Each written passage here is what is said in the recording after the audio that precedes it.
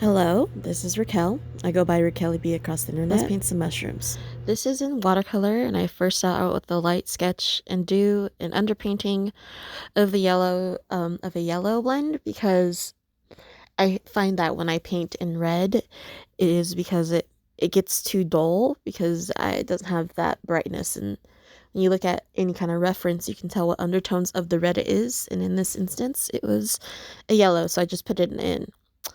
The reason being is because watercolor is a transparent medium. It can help with the brightness. Like, these aren't going to look like yellow mushrooms, as you saw, but it does help to denote the light and the undertones, even the dark colors. So I work from light to dark is the usual thing for watercolor, but for me, just for shadows and value scale, I like to start adding my like shadows a little bit sooner. So I have an idea, and we're doing light washes of color. So as I go, I will up the value of the wash. So right now you can see it's a very, very pale red, meaning I just took my red and mixed it with a lot of water. So there's not a lot of pigment. And I'm using the brush here to feather in and give a gradation so it preserves that yellow. And I do that across all of the toadstools. I guess that's what they're called. And then I do multiple glazes to build up the red, because red can be such a strong, vibrant color. You can get to the point where you accidentally overwork the page. And now I'm just adding a background. I thought blue would be a really good background to go against the yellowness of the stems and that more warm color of the overall mushroom. So pre-wetting the paper. This is a watercolor technique where you can control your edges or the shape or form by controlling your water.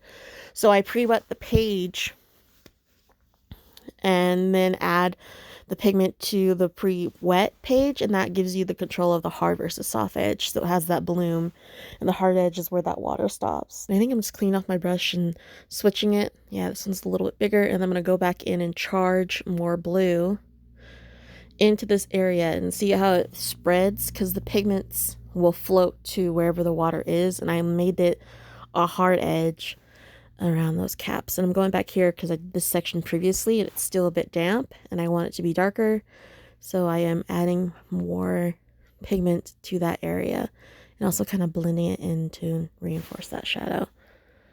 So there we are at this stage. Now I didn't mask out for the spots because I knew I was going to go in with gouache, which is opaque.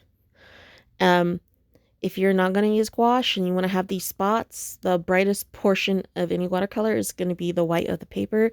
So you're going to have to use a masking fluid, which once dry is it's like a liquid latex, which will eject the water so the pigment can't stick to the paper. And then when you're done, you can rub it off and peel it off.